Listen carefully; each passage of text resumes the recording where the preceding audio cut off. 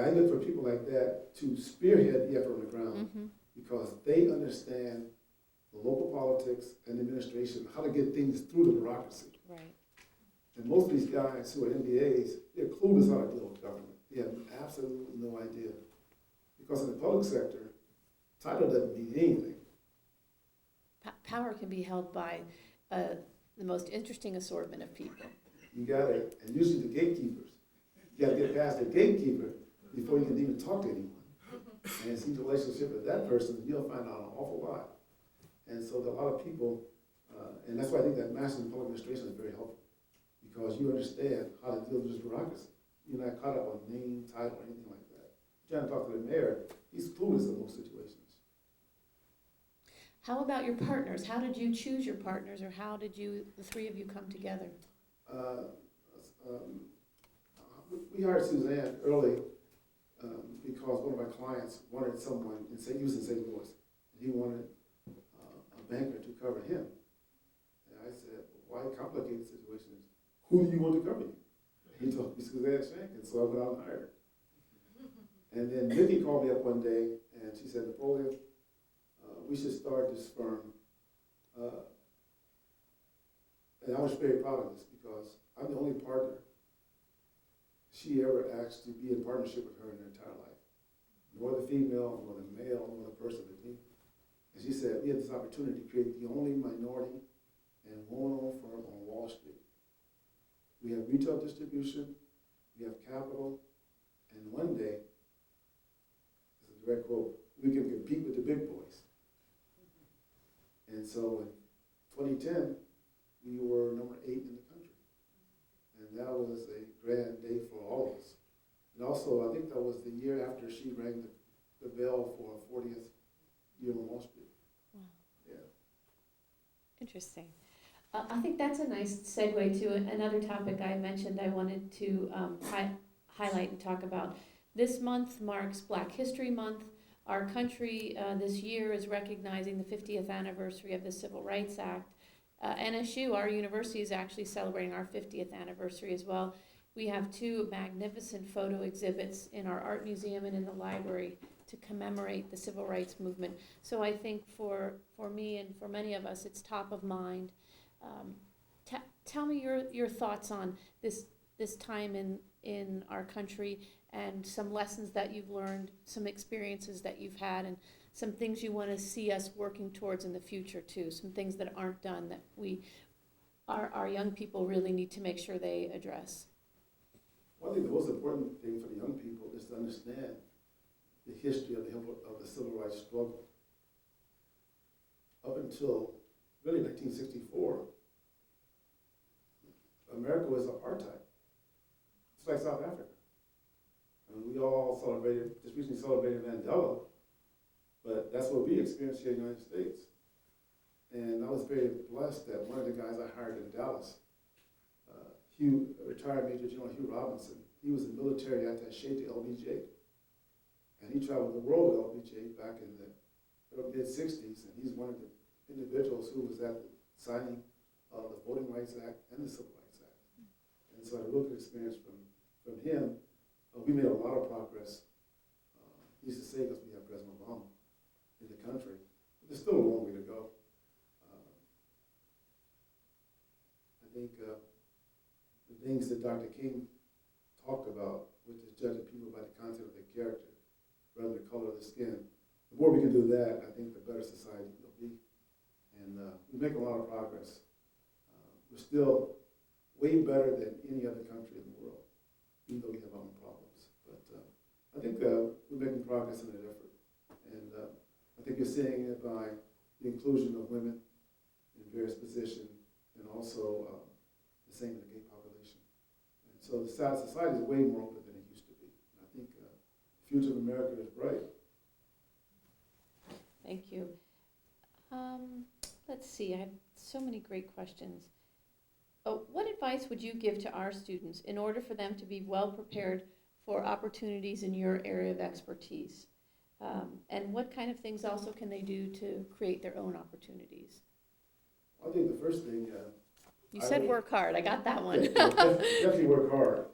But I think also an internship. Internships are very helpful if you can find the right person to work for. I mean, that made all the difference for me. My internship, I rotated me through 5 departments. I worked in Office of Management and Budget, County Manager, Public Works Department, which is streets and roads, Human Resources, and then I chose finance. I'm the only person in the history of the program that chose finance, and I chose it at a time when we were trying to implement financial accounting and management information system, which was going from handwritten ledgers, mark notes, to technology and making everything on a computer. And so people viewed it in a very negative way. But because I had been in this internship program, I was an ambassador to all these other departments. And so I think an internship is very crucial. I would suggest one book you ought to read. It's called Power Broker. It was written by I think Robert Carroll. It's about Robert Moses. And Robert Moses is became the most powerful man in America who was never elected. And he financed basically the infrastructure in New York. In today's dollars, would be like $29 billion, all without being elected. And he used the law, he used the Tribal Bridge Authority, he used bonds and everything to make this happen. And so I wanted to become an investment banker. That was the first thing they told me. You need to, it was required reading at Solomon Brothers and Goldman Sachs. You had to read that before you started work. Because what it does, it teaches you to read between, like reading a newspaper, you read it differently than you read if you had read this book. Because you'll find the story behind the story. Mm-hmm. And so everything you look at now, and then even back then I was reading like 20 newspapers a day around the world. I read like 47 a day, just to keep up with what's going on. I don't read them all the way through, but I look for things that affect our industry or politics. And so I think the more you can integrate yourself into what's going on in the world, because we are a global society now, things affect everything everywhere. I think that would be helpful if you're trying to do that. And also, living within your means. Mm-hmm. When I started this company, my wife and I, we sacrificed, and I made sure I didn't go out and buy a big car and didn't get a big mortgage. That would come later. And so you keep your overhead low, then that will allow you to be able to experience, if you experience a difficult time, it won't bankrupt you, it won't cause you to go out of business. And just one more thing too. Yeah, go ahead. And there's one other thing you ought to watch too. There's one movie that's very, very helpful. It's called We Bought a Zoo. Oh, I watched that. Don't look at it for about the zoo, but look what it takes to be successful. And what you have to do, what you have to commit. You have to be all the way in if you're going to be successful. You can't go in this thing halfway. You got to be all the way in. And I try to encourage people, if you want to watch a good entrepreneurial movie, is that We Bought a Zoo. Believe it or not. I watched that recently. My husband thought I was crazy, but he watched it. Okay, talk a little bit about Washington, D.C. The sequester. There was a lot of political brinksmanship in Congress over the federal debt ceiling, that the downgrading of the U.S. bond rating. Talk a little bit about what happened behind the scenes, what happened between the lines, and how did that downgrading affect maybe our local economies or affect your business and your industry? Okay, let me start with the sequester. Sequester money is a good thing. There's a lot of low government. So we can afford to, it's not a cut in the budget, it's just a decrease in the growth of government. So once you've been working in government, you understand that. I think the president boxed himself in when he first got elected. And a lot of elected officials do this. We come in wanting to change things without knowing really how to change things.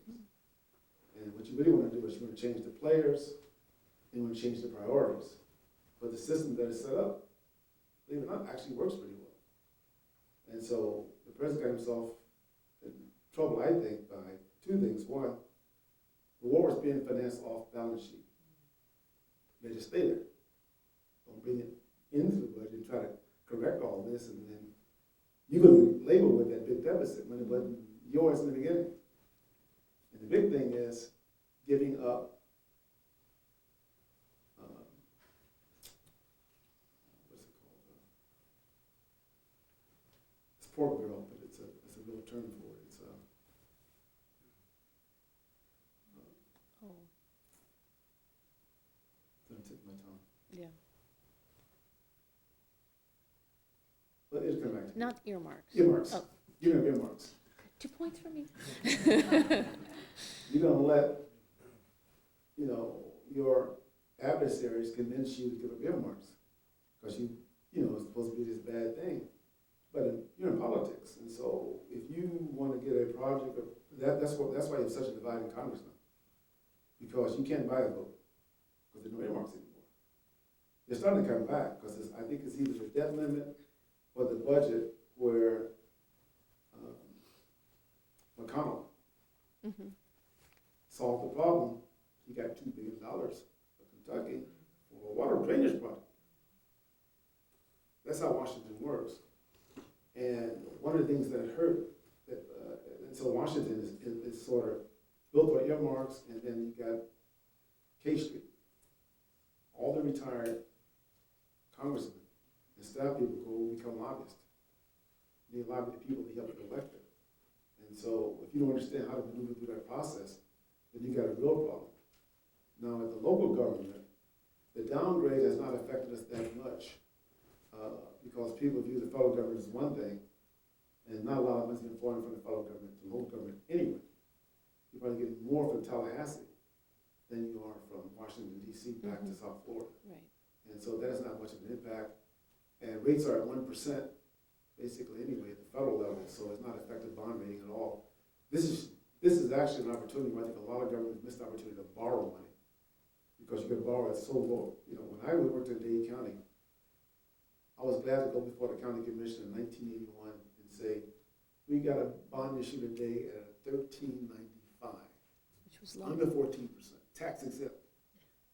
Now you can borrow for like 4%. And we're not borrowing.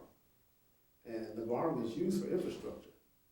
And that's, if you travel around the world, America's a third world country when it comes to infrastructure. Our infrastructure is crumbling. You go to Europe, anyway, you go to China, it's the high-speed rail. You have no kind of high-speed rail. We're still out on automobile. Our roads aren't that good. They got all of these highways that are toll roads that are mechanized in terms of collection, in terms of getting out tickets, and we're just so far behind. And we need to invest more into that. And that's one way we keep jobs in America and create jobs in America, is by investing way more money in infrastructure. You get a return back on capital. But don't you think that happens primarily at the local level, not at the federal level? Federal level can encourage it by getting matching grants. Oh, true. Like the high-speed rail in Florida. Like high-speed rail in Florida. And so it's really matching grants that would help if we could do that. And Florida's done very well in terms of its, we're way ahead of California in terms of Department of Transportation. Highways, in terms of high-accuracy vehicles, tolls, toll taking and all that. But we still, 6 months ago, we just stopped collecting tolls at the big bridge. Really? And in fact, we still have some toll takers. So how about in South Florida, we sold 595 to a private company, and then they're expanding it.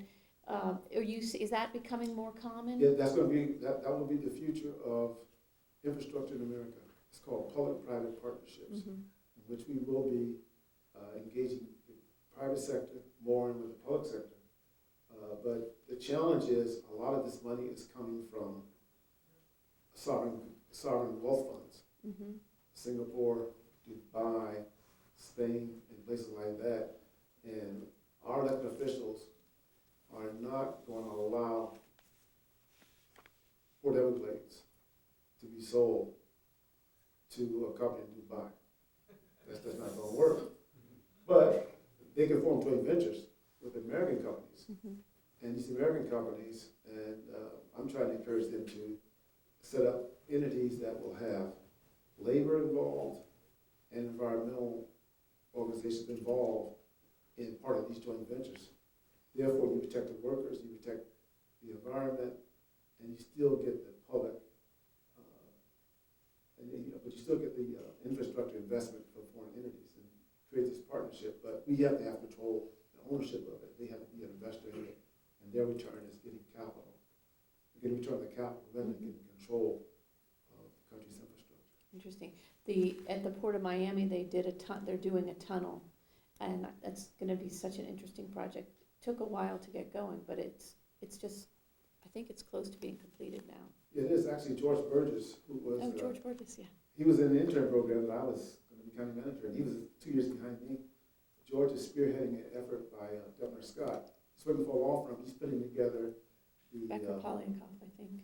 Becker Polyakoff, I think, is the law firm. His law firm. Yeah. He's putting together the request for information on how to move this forward. But again, as you can see, it takes somebody with a degree in public administration to make this happen. It's not an M.P.A. doing that because they don't understand how government really operates. Talk about, so you've worked with M.B.As and M.P.As. What are some of the areas you feel as though the two cross over well? In the end. M.P.A. and M.B.A.? I said in the end, in the master's. Oh, in the master's. So you need both. You need both. All right. I'm biased, of course, but I deal with a lot of M.B.As, and again, they're very good from a quantitative standpoint, and you need quantitative analysis, but that's secondary to understanding the policy and the implementation. Anybody can, from my perspective, can do the quant work, but very few people can figure out how to do this and make it work and get it through the bureaucracy for it to be effective. Well, I think that's similar when you look at engineering programs. It's always a good thing to have computer science or engineering have a strong partnership with the business school, so that those two groups of students, as they're doing their classwork and they're working on projects, they're learning to work together, because in business, once they leave their academic program, they aren't going to be able to just write code in a cubicle. The code has to be for a purpose. So I think probably an important lesson is the team approach. How do you work together with a common purpose, and realizing everybody brings a specific expertise, and that no one expertise gets it done. Just writing code doesn't make Google successful. Let's see, it's about 11:20:25, so I want to make sure there's not a question I missed that was important. Oh, I know, there is one. So talk about your basketball career and some of your lessons from basketball. I grew up in Indiana, and it was very challenging in the sense that I went to a football school. We only had two schools in Indiana, in East Chicago. One that I went to, you go and play, in theory, you go play football and track. The other school, we played baseball and basketball. Well, I didn't want to play football, I wanted to play basketball. And so guys in my same class, we decided we were going to revolt. And so we're going to play basketball. And so we didn't play football. So needless to say, that created a lot of angst among the coaches and among the administrators. And so in my senior year, we were going to be highly ranked. And I think we're working on the movie, trying to get the story down, but a lot of things are hidden that the older folk don't necessarily share with you. But magically, we were going to our senior year, and we were going to have no games at our home gym. All our games were going to be at a cross-town rivalry. Now, we had a gym that held 3,500 students. Most schools only had 1,000 students in it, from 7th to 12th grade. But the cross-town rivalry gym held 7,000. So in one sense, you can understand making the money. But the other team was going to be ranked like number 3 in the state. We were ranked number 1. But since they were designated to be the basketball team, I think they were trying to say, okay, you guys going to play them twice. You'll be a home team, but you're playing them in their gym, and you can't practice in their gym. But anyway, let me go long story short, we wound up going 28-0. We had one home game, we won 27 games on the road, which is unheard of. And Indiana is very unusual in basketball. There's no class. Like in Florida, you got 3A, 4A, 5A. When I played, there was no class. And to win a championship, and this is where the hard work came in. There was a game at 11 o'clock, a game at 1 o'clock, and a championship game at 7:30. Oh my gosh. 4 weeks in a row. So it was a gauntlet. And so for us to win that, we always had to be the best team for that region. And we had some incredible games, but we came back and won the championship. And so from there, I went to scholarship at the University of Nevada. I was a freshman All-American. I still hold school records, and I got hurt my sophomore year. And that's why I decided. I was fortunate enough because my whole focus was basketball, nothing else. And I met a coach who had just got drafted by the Chicago Bulls. And the Bulls only had one spot open. They gave that to Howard Porter, who was Player of the Year. And he didn't make it. He said, man, chance of playing professional basketball is minimal. You better try to figure out how to get an education. And so, to get where I'm at, it's actually a good segue into why I'm an investment banker. So what do I really want out of basketball? I want a competitiveness. There's nothing more competitive than fighting Goldman Sachs for a deal, believe me. 2, you travel a lot. As you can see, I've traveled an awful lot. And then 3, you can create some financial success. And so that's really what I wanted out of professional basketball. And so investment banking has given me that, and it all started right here in public administration. Interesting. All right, do we have some folks who'd like to ask a question? Thanks,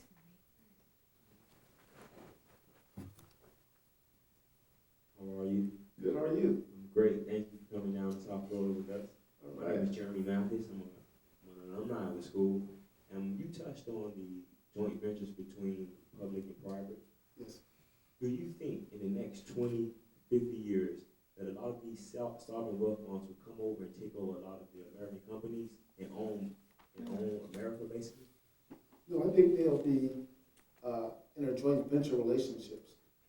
I don't think the politics of this state or any state or any city will allow foreign entities to come in and take over a substantial portion. Now, there may be a project that's totally unfinanceable, that they would come in and they may offer them an opportunity, but I guarantee you they're not going to give up like $3.95 or I-95 or something like that, or whatever place to anyone. They're not going to allow that.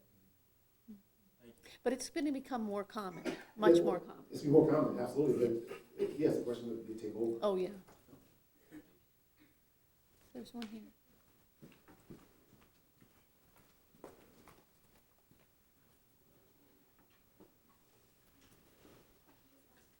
What advice would you give to young people about saving and investing their money? When I was growing up, you'd have to take at least 10% of everything you made and put it in the bank immediately. And that's a savings account. That's not investing in a high-tech fund that may not be around. It's actually putting cash in the bank. And because I talked to a lot of young people just traveling around, and they thought their mutual fund was a savings, a mutual fund that was invested in technology was a savings account, and that's not a savings account. So I would encourage you to do that as a basis as you're getting started. Because you need cash. Cash is king. When everything goes wrong, those who have cash, those who have gold, will be the ones who will be able to survive the very difficult times that we experience. And it's interesting too because the older guys have been on Wall Street, and if you look back, you see every 5 to 7 years we have an economic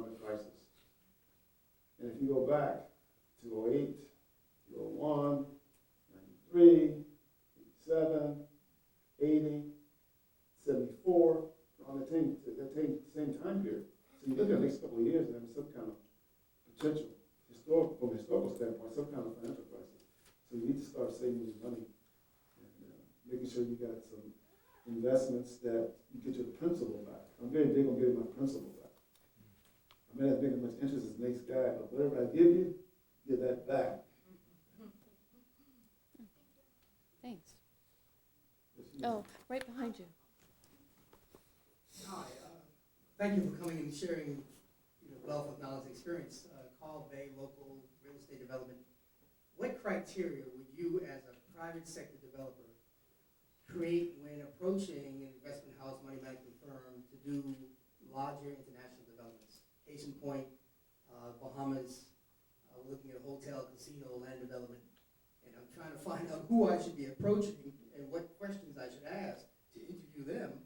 So I'd like to hear from you what laundry list you might have, what questions you might ask for the investment houses, money managers, when looking for an investment and counsel to bring you through a development project.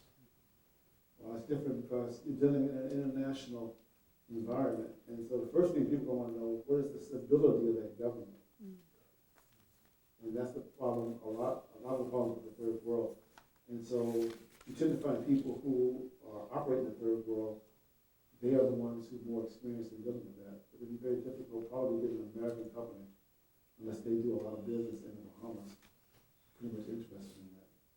You probably be better at getting someone from, a Dubai or Singapore or someone like that, that are used to dealing around the world, used to dealing in China, places like that, where in a moment's notice, your project could be gone. And that was one of the challenges that Africa's had, especially back when they first got independence. A lot of the black companies like Johnson Products and people like that wanted to go to Africa, but they were concerned that they would lose their investment because you could be nationalized like that and it's gone. If you got it's gone. And so that's the challenge with the third world. Mm-hmm. Question. I saw somebody. Yeah. Oh yeah, right there. Sorry. What's your vision for your firm for 2014? Vision for the firm in 2014? Well, we're off to a good start. And so I think it's going to be a very, very good year. The challenge that we have, we've been working in a contracting fee environment. Mm-hmm. And so everything is called, it's the Walmartization of everything. Mm-hmm. Everybody is having to cut back on their fees except the rating agencies. Mm-hmm. I don't understand how they keep going up. Nobody relies upon them, but everybody is, just get more competitive. But we think 2014 is going to be a good year. So we're doing a big $300 million deal for San Diego Airport today. For which? For San Diego Airport. Oh. We're doing a consolidated rental car facility. Oh. And then we're doing, in a month, we're doing a $700 million transaction for the city of Houston for a water project and multiple other projects around the country. So we think 2014 is going to be good for us. But we always stay within our means, so it'll be good. The challenge for us, though, is going to be in the top 10. There's been a lot of consolidation in the last 2 years. And so firms that we were ahead of, 3 or 4 of them have merged together. And so we won't be in the top 10, but we could be like 11 to 12, but we'll still be very profitable. And that's the challenge that most of these Wall Street firms make a mistake. Everybody wants to be number one, and so do everything they can to get to number one. And as soon as they get to number one, they go out of business.